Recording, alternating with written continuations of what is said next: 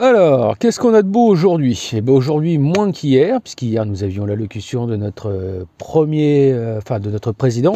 Aujourd'hui, celle du premier sinistre. Mais aujourd'hui, je voulais aborder la problématique sous l'angle de la sanitaire et du virus. Parce qu'on parle de tout, finalement, dans le Covid, sauf de ça. Moi, j'ai été plutôt, je retombe toujours sur mes mêmes marottes, hein, c'est-à-dire que je vois toujours que le taux de mortalité, le surmortalité ne correspond pas à une pandémie qui fait beaucoup plus de morts que n'importe quelle autre problématique du moment. Et puis, j'étais quand même intéressé par la corrélation, le lien qu'il y avait entre, comment dire, les mesures qui sont prises et l'efficacité de ces dites mesures. Alors, il y avait quelque chose de très intéressant sur l'analyse des eaux usées, puisqu'ils analysaient les eaux en fonction de la consommation des gens, bien évidemment, et le taux de virus que ça contenait. Et il semblerait qu'au 17 octobre de mémoire, ça a amorché une chute, je crois, en Île-de-France. Il semblerait donc que la chute, hein, le cap, la chute en cloche, hein, donc la descente de nombre de cas de contamination, enfin de contamination par rapport à l'analyse des eaux usées, était en baisse avant le confinement. Donc ce qui voudrait dire que concrètement, le confinement n'a absolument aucun impact concret sur la dissipation de ce virus. Alors je trouve très présomptueux pour des politiques de s'immiscer dans un domaine médical auquel même certains spécialistes n'ont pas la science infuse et n'ont pas la prétention de tout savoir et donc sont encore en recherche et en analyse. Donc voilà, ça me fait penser que par rapport à tout ça, le coronavirus est un instrument d'instrumentalisation des masses qui permet de faire de la manipulation et de dire toutes les faussetés du monde pour justifier leurs mesures de merde, parce que je ne vois pas d'autres termes.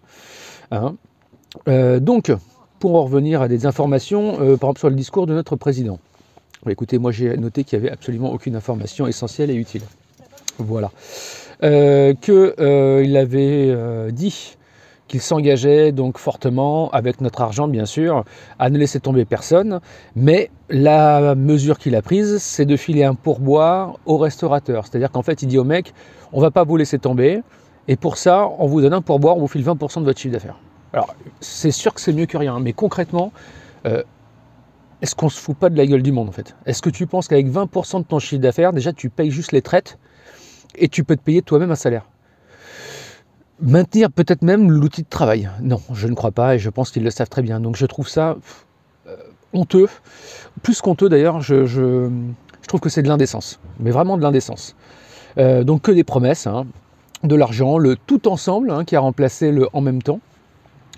Et puis écoutez, le deux poids deux mesures, c'est-à-dire que tout est valable et son contraire comme d'habitude. On peut se réunir à 30, mais alors par exemple 30 dans une église, tiens, à 30, mais il n'y a pas de question de taille. On peut aller manger dans un restaurant d'entreprise, mais on ne peut pas aller manger au restaurant. Et tout est comme ça. Tout est comme ça. C'est-à-dire qu'il n'y a aucun bon sens. Alors qu'a priori, il me semble que les restaurateurs avaient déjà payé tout leur matériel pour le premier confinement, qui sont tout à fait à même de respecter les distances, les gestes barrières de merde dont on nous emmerde en permanence.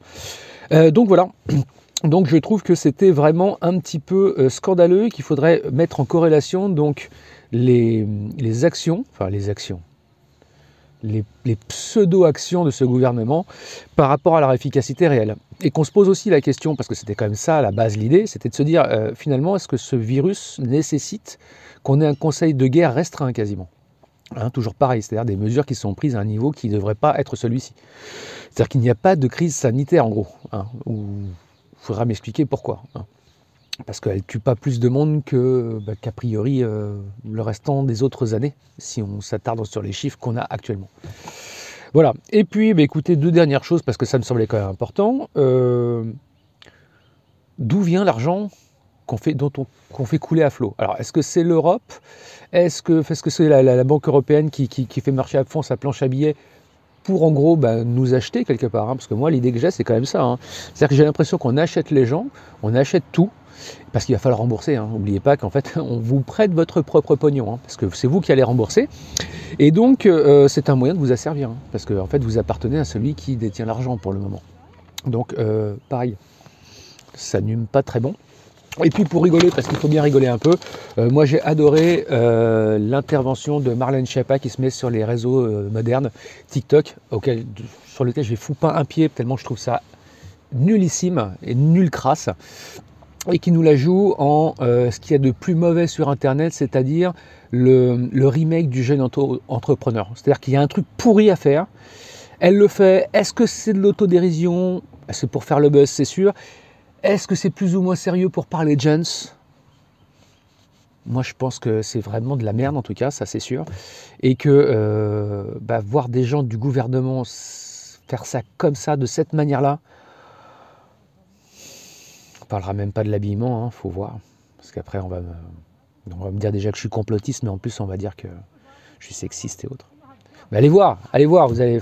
Moi, j'ai vu ça simplement en extrait parce que je ne vais pas lui faire de la pub. Mais ouais, peut-être que ça vaut le coup de regarder. Et puis, restez informés quand même, parce qu'on vous raconte vraiment en permanence que des conneries. Allez, à plus.